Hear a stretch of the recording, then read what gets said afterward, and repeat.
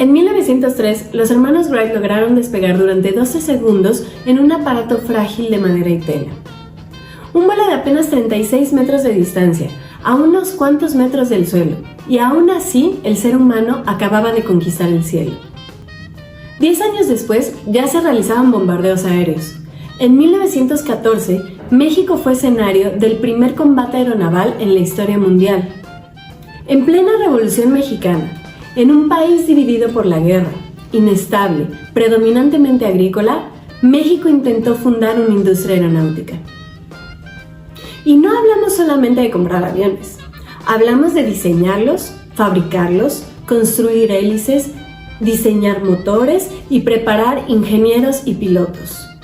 México intentó competir en una de las industrias más nuevas y avanzadas de esa época.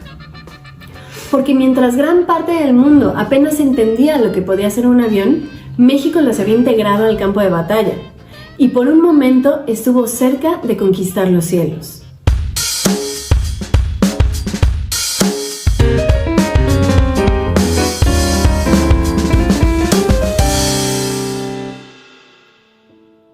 Para dimensionar lo que significó este proyecto y lo impresionante de esta historia, primero hay que recordar el contexto internacional.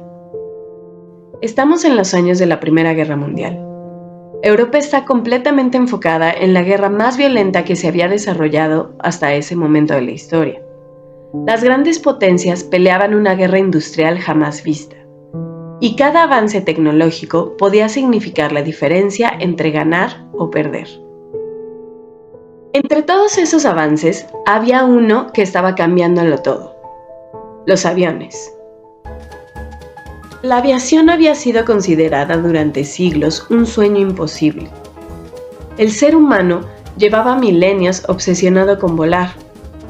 Desde la antigüedad clásica, con mitos como los de Ícaro y Dédalo, las representaciones de los dioses y criaturas que dominaban los cielos, los experimentos del erudito andalusí Abbas y Firnaz durante la Edad Media, hasta los experimentos de Leonardo da Vinci, la idea de conquistar el cielo parecía inalcanzable, cosa de dioses o seres sobrenaturales.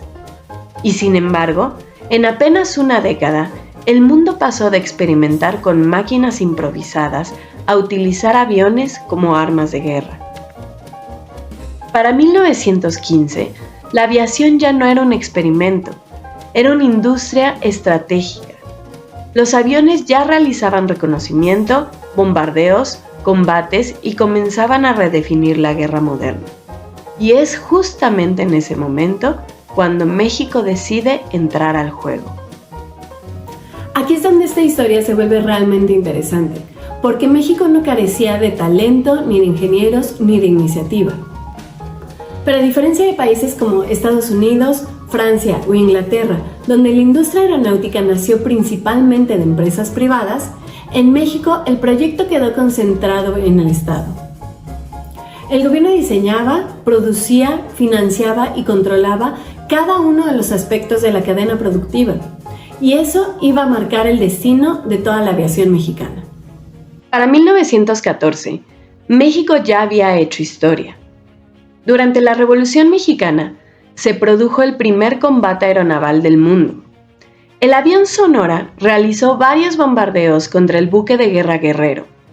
La embarcación respondió al ataque, pero no pudo hacer mucho contra una amenaza que venía desde el cielo. Finalmente, el Guerrero tuvo que retirarse mar adentro. Era una demostración temprana de algo que cambiaría para siempre la guerra moderna: la superioridad estratégica del poder aéreo sobre fuerzas navales tradicionales. Pero mientras la aviación avanzaba, México se hundía cada vez más en la guerra civil. Los revolucionarios derrotaron al gobierno usurpador de Victoriano Huerta, pero la guerra no terminó ahí. Las diferencias entre las distintas facciones revolucionarias explotaron casi inmediatamente. El país volvió a dividirse. Los convencionistas tomaron la Ciudad de México. Los constitucionalistas se trasladaron hacia Veracruz. Y fue precisamente ahí donde ocurrió algo inesperado. Después de una exhibición aérea, Venustiano Carranza tomó una decisión histórica: fundar el arma de aviación militar como la quinta arma del ejército constitucionalista.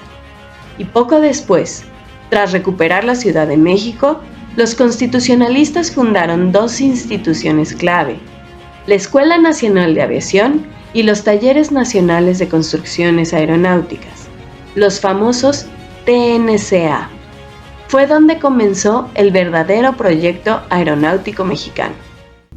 En esos talleres militares se fabricaban aeronaves mexicanas prácticamente desde cero.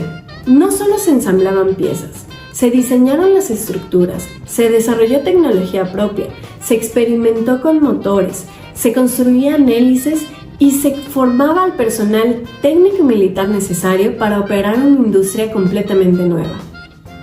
En los TNCA comenzaron a aparecer algunos de los proyectos aeronáuticos más ambiciosos, y no copiaban simplemente modelos extranjeros. Los ingenieros mexicanos adaptaron, experimentaron y crearon tecnología pensada para las necesidades reales del país y de la guerra. Uno de los ejemplos más curiosos fue la famosa Guajolota, un monoplano tipo Blériot construido en 1915 con todos los elementos reales de un avión de combate, pero diseñado estratégicamente para no volar. Y aunque suene absurdo, era una idea brillante. Los cadetes podían practicar el uso de mandos, sentir la estructura del aparato y entrenar en tierra sin arriesgar la vida en una época donde aprender a pilotar podía terminar en una muerte instantánea. Pero mientras algunos aviones servían para entrenar, otros estaban diseñados para la guerra.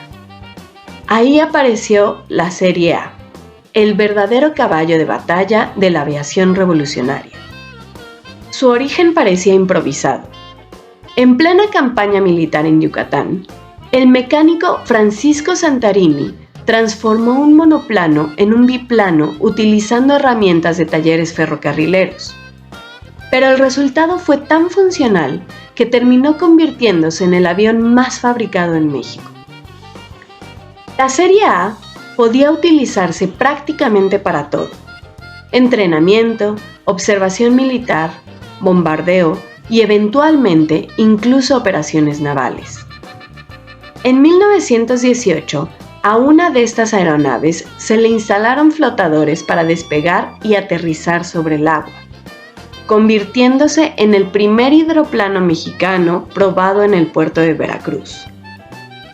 Y mientras la Serie A dominaba los cielos nacionales, los ingenieros mexicanos comenzaron a apuntar todavía más alto. En 1918 apareció el llamado microplano veloz, también conocido como Serie C. Un auténtico avión caza diseñado y construido en México. Aquí la historia se vuelve difícil de creer. En esos años, el terror de los cielos europeos era el Fokker DR-1 alemán, el legendario triplano del Barón Rojo. Pero al comparar las especificaciones de ambos aparatos, el avión mexicano era superior en varios aspectos. Mientras el Fokker alcanzaba aproximadamente 185 km por hora, el Serie C mexicano llegaba a unos 210. Sí, un aeroplano diseñado y construido en México era más rápido que uno de los cazas más temidos de Europa. Era más rápido, aunque más pesado, pero podía cargar mayor cantidad de armamento y municiones. En otras palabras, México había logrado diseñar un avión tipo caza competitivo para estándares internacionales en plena Revolución Mexicana. Pero fabricar la estructura de un avión era apenas una parte del proyecto.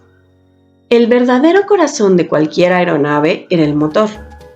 Y para un país sin gran desarrollo industrial, construir motores aeronáuticos parecía casi imposible.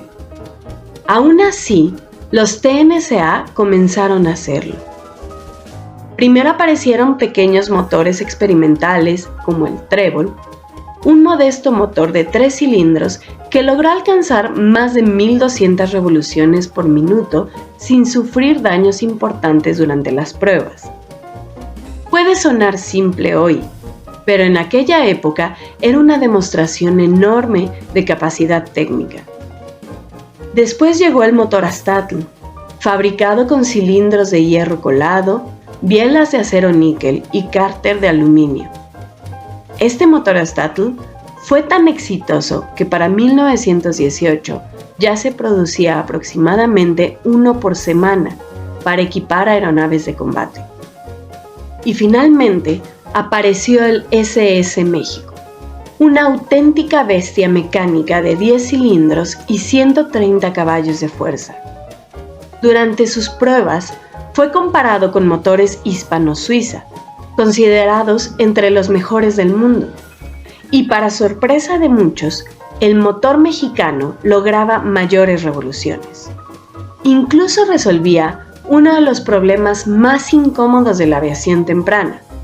Evitaba que el aceite del motor terminara salpicando directamente el rostro del piloto durante el vuelo. Pero si hubo un desarrollo mexicano que realmente llamó la atención internacional, fueron las hélices. Porque operar aviones en la Ciudad de México era extremadamente complicado. La altitud reducía la densidad del aire y dificultaba enormemente el despegue. Muchos aviones extranjeros simplemente no rendían igual en territorio mexicano. Y ahí apareció uno de los personajes más importantes de esta historia, Juan Guillermo Villasana. Mientras en otros países las hélices se balanceaban perforándolas y rellenándolas con plomo, Villasana diseñó una hélice ensamblada con diferentes tipos de madera que lograba un equilibrio perfecto sin necesidad de contrapesos metálicos. El resultado fue extraordinario. Sus diseños permitieron romper límites de altitud y elevar aeronaves hasta más de 5.400 metros sobre el nivel del mar, cuando muchos modelos europeos apenas alcanzaban los 3.000. El impacto fue tan grande que gobiernos extranjeros intentaron comprar la patente. México había logrado desarrollar tecnología aeronáutica que otras potencias querían comprar, pero Villasana rechazó venderla de manera privada y terminó cediéndola al Estado mexicano. Y mientras todo esto ocurría, México también experimentaba con armamento aéreo moderno, bombas, sistemas de apuntado, adaptaciones para fusiles e incluso mecanismos sincronizados capaces de disparar una ametralladora a través de la hélice sin destruirla, un problema tecnológico fundamental para la guerra en el aire. La aviación mexicana no solamente quería existir, quería competir, y por unos años realmente lo logró. Los pilotos mexicanos comenzaron a ejecutar maniobras avanzadas de combate, vuelos nocturnos, acrobacias aéreas y misiones cada vez más complejas. Incluso en medio de la guerra revolucionaria ocurrió algo simbólico. En 1917, Horacio Ruiz Gaviño realizó el primer vuelo de correo aéreo en México, conectando Pachuca con la Ciudad de México. Era una pequeña señal de algo mucho más grande. La aviación ya no era solamente una herramienta militar. El mundo estaba entrando a la era aérea y México quería formar parte de ella. Y justo en 1918, cuando parecía que la industria aeronáutica nacional comenzaba a consolidarse, la Primera Guerra Mundial terminó. Y con eso, el mercado internacional cambió por completo. Europa y Estados Unidos habían producido cantidades masivas de aviones durante la guerra. Ahora existía una sobreproducción enorme. Miles de aeronaves sobraban. Los precios se desplomaron. Y competir contra eso era prácticamente imposible. México, con menor producción, menos recursos y costos mucho más altos, simplemente no podía competir contra las grandes potencias industriales. El proyecto comenzó a debilitarse y poco a poco aquella industria que había nacido en medio de la revolución comenzó a desaparecer. Durante décadas se ha dicho que el fin de esta época dorada fue culpa de una cláusula secreta en los tratados de Bucareli o por la participación del piloto extranjero Ralph O'Neill.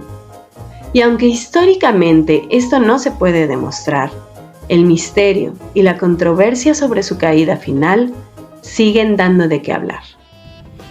El problema no fue falta de talento. México tenía ingenieros, pilotos, creatividad y una visión clara. Lo que ocurrió es que el contexto histórico jugó completamente en su contra. Un monopolio estatal, una economía inestable, una guerra civil y un mercado internacional en el que era prácticamente imposible competir. Pero aún así, durante algunos años, México logró algo extraordinario. Un país en plena revolución intentó fundar una industria aeronáutica. Porque aunque hoy casi nadie lo recuerde, hubo un momento en el que México soñó con dominar los cielos y estuvo peligrosamente cerca de lograrlo. Pero eso lo veremos más adelante, porque esta historia apenas comienza.